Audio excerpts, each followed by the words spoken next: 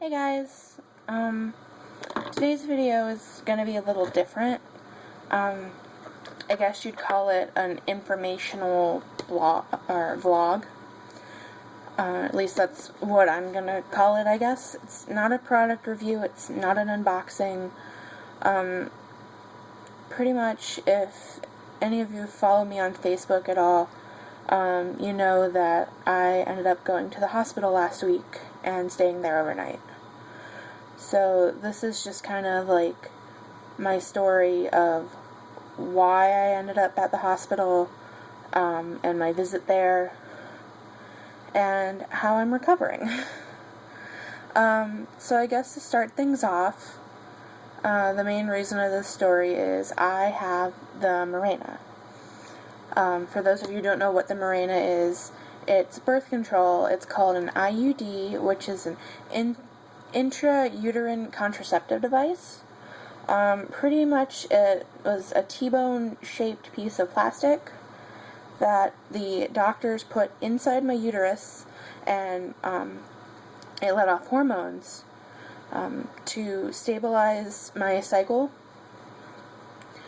So it would help even the flow, make it not as heavy.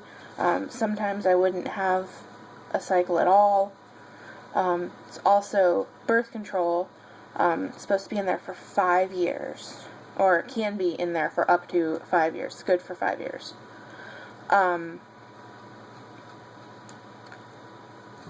Yeah, it's a very expensive device, and the procedure, even just to have them put it in, isn't cheap either, even though there's no like real tools or anything.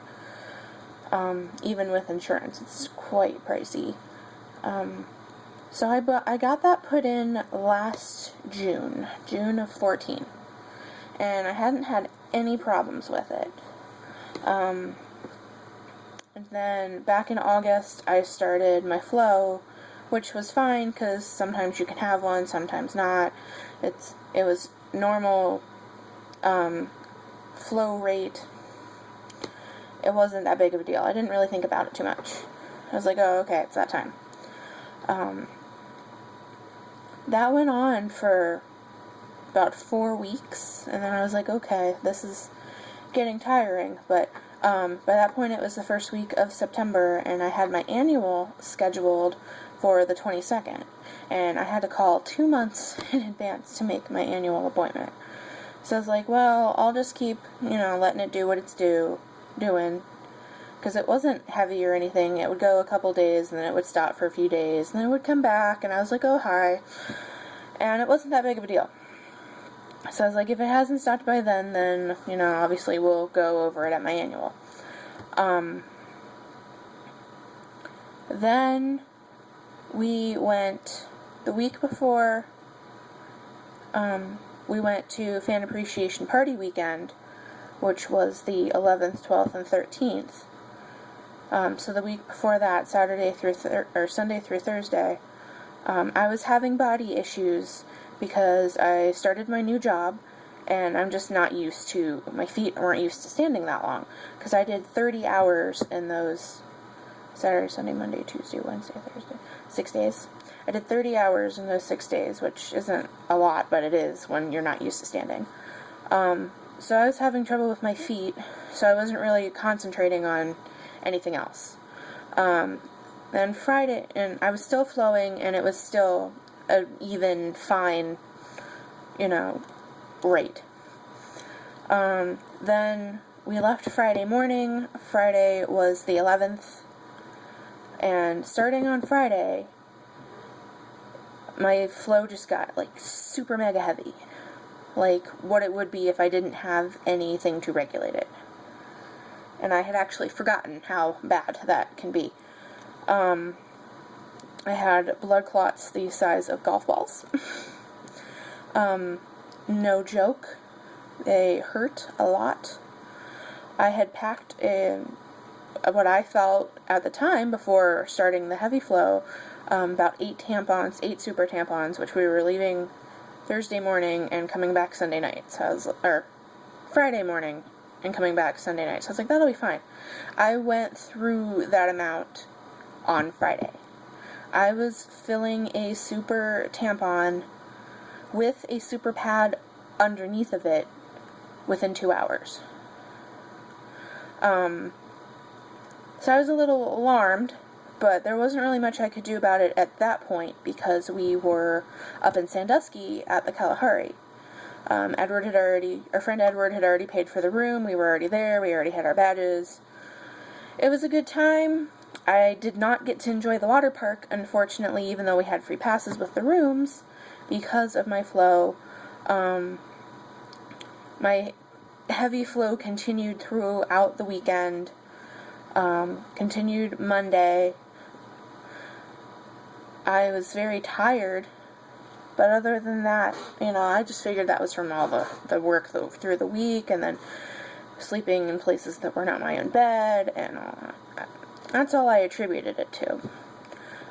That Monday, which would have been the 11th, 14th. We went over to my parents, me and Terrence, for dinner, helped them with some computer stuff, because that's my parents and the computers. I told Mom about my issues and told her, well, I have the appointment next Tuesday, the 22nd, and she's like, okay, well, just wait then. And I was like, okay. Then the next day was Tuesday, the 15th, and I got up, got dressed, got ready for work, was fine. I felt a little hot, but nothing that, like, standing in the air I felt at work wouldn't fix. I felt fine. But then I wasn't at my work for more than an hour, and I got really, really hot and nauseous, and I actually ended up vomiting. So they ended up finding a replacement and sending me home. I had started feeling not as well the night before, actually, so I took some cold medicine. So I came back home, and I took more cold pills, and I just went to bed. I went to bed at, like, 5 in the afternoon, and just slept. My boss called me the next day at 12:30, because I was supposed to go in at 3 again. She had called me off on her own, and had got somebody to take my shift, and called me and told me to tell me I didn't need to come in, so that way I could feel better, but I felt fine. I'd rested all night. I'd been laying in bed. I cooked dinner that night and ate it, and everything stayed down. I ate steak and potatoes, and it was fine. I felt fine. So I told her that I insisted on coming to work. So she said okay. She called the other girl, let her have the night off, whatever. I was at 12:30. I had to be at work at 3. So around 2, I started getting up, eat something, get ready. Maybe about 5 minutes before I went to leave, I started feeling really hot again. I actually had to stop at the local convenience store on my way because I needed more tampons. Because between Saturday and Tuesday, I went through an entire 36-pack of super tampons. I did say that right. Saturday to Tuesday? Yeah, Saturday to Tuesday. So this was Wednesday, and I'm buying another pack, and I had to hold myself at the counter at the convenience store when I paid, because I had an issue and I couldn't stand. I got to work. My boss looked at me. She said, "You don't look any better." I'm like, I felt fine until about 5-10 minutes ago. And another 20 minutes, it was 20 minutes in my shift, and I ended up throwing up again. I was standing, I was ringing customers, and then the nausea feeling just came, and then I was on the floor with a trash can. So that was fun. She was already having a bad day, and I made it so much worse because she had already called me off and already had somebody there, and I had insisted. So then I felt terrible because I felt terrible. And I'm like, well, I can't. I tried. She was able to find somebody to come in for me. I actually called my aunt to come pick me up because unlike the previous day where I drove home, there was no driving home that day, on Wednesday. So my Aunt Edie came and got me, and while I felt, I'm like, I need to sit. So I sat. I ended up vomiting a second time while sitting. They thought maybe I had vertigo because I was only having issues when I was standing. But the room wasn't spinning or anything like they said it should have been, so I'm like, I don't know. So, I had already previously mentioned my issues to my aunt. So, I ended up telling my boss about them and told her that I had the appointment the following Tuesday, the 22nd. And she said, okay. So, she took me off the schedule for the rest of the week, got me replacements, which I had no objection to, and I told her I'd call her and let her know what was happening after the 22nd, after my visit. And she said, okay.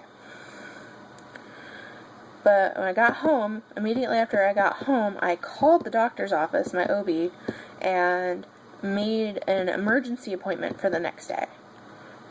And I'm really happy that I did. Because, what happened was, well, I got there, Dee Dee took me again, because I wasn't driving. They checked me. I could tell something was off, because they didn't do very much. He was in and out. I don't want to be graphic. He was in and out. I could tell that he couldn't find my strings for my Mirena, because there are strings that come off of it to let the doctors know that it's where it's supposed to be, or where it's at, and he couldn't find them. He wouldn't tell me that, but I could tell that he couldn't find them. All he told me was, and I was having immense trouble walking and standing, he sent me to the ER. So Dee Dee drove me to the ER, and after hours of waiting, we got a room. They did blood work, and all that stuff came back. And I'm not a medical person at all, so the numbers didn't really mean as much to me as they do to somebody who is in the medical profession, but they came back and told me that my hemoglobin level was at 4.8, which, like I said, I'm not a medical person, so to me that didn't really mean very much until they tried to explain it to me in a way I would understand, which is that hemoglobin levels for a normal person my age, 25, generally run 15 to about 12 at the absolute lowest. The doctor said, they start doing blood transfusions for people at a level of 7. And that they were absolutely amazed that I had not passed out days ago from lack of blood. All my vital signs were good and everything, so the doctor was actually hesitant on wanting to do the transfusions because everything else was fine. I was awake. I wasn't having any pain. I just couldn't stand up, apparently, because there was not enough blood in my body.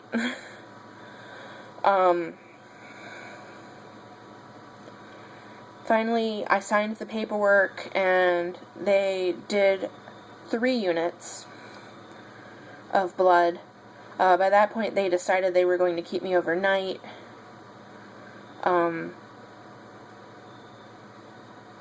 Before they did the blood, they did an ultrasound. It was a lot. They did an internal and an external ultrasound. Couldn't find my Mirena. There was no sign of it through the ultrasounds. Which was what I had figured. Went through the night, did 3 units. They took me in the morning for x-rays to try to find my Mirena. Couldn't find it. We did not find my Mirena anywhere in my body. They tested my levels in the morning, decided to give me another unit. The doctors came in to tell me, hey, we didn't find the Mirena in your x-rays, which was like, yeah, I know. So we've come to the conclusion that somehow my Mirena got knocked out of place during the regular flow cycle, causing the major bleeding, because that's what my flow is like without anything.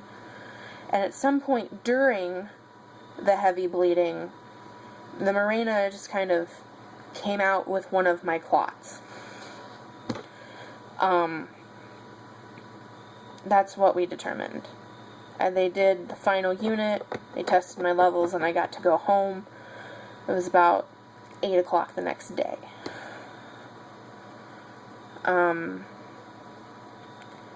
It's not anybody's fault. I can't be mad at anybody, but it's just, I guess I wanted people to be aware that things like that can happen, because I'm not an active person.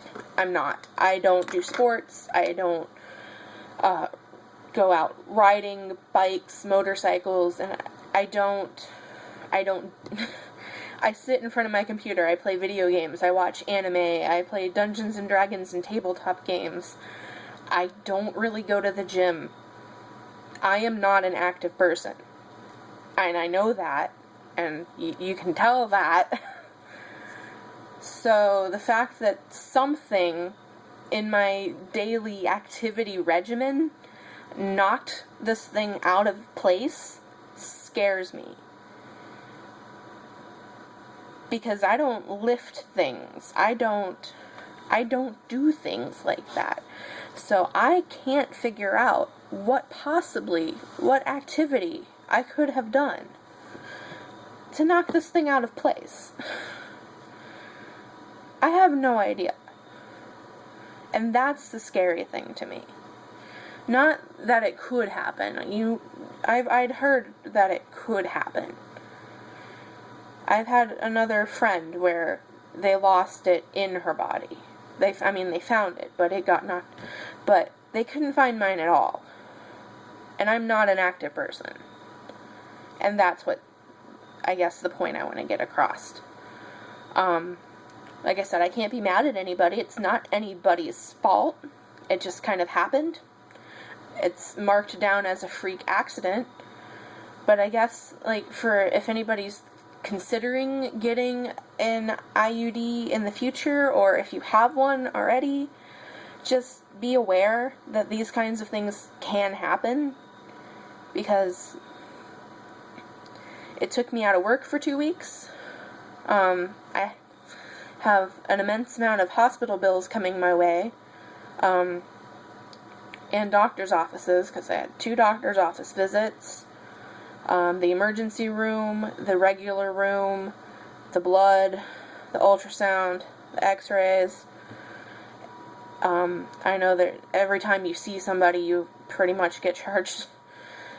So, it just took a lot of time, and ultimately money, of course, away, but more time. 2 weeks that I haven't been working. Just over something that just happened.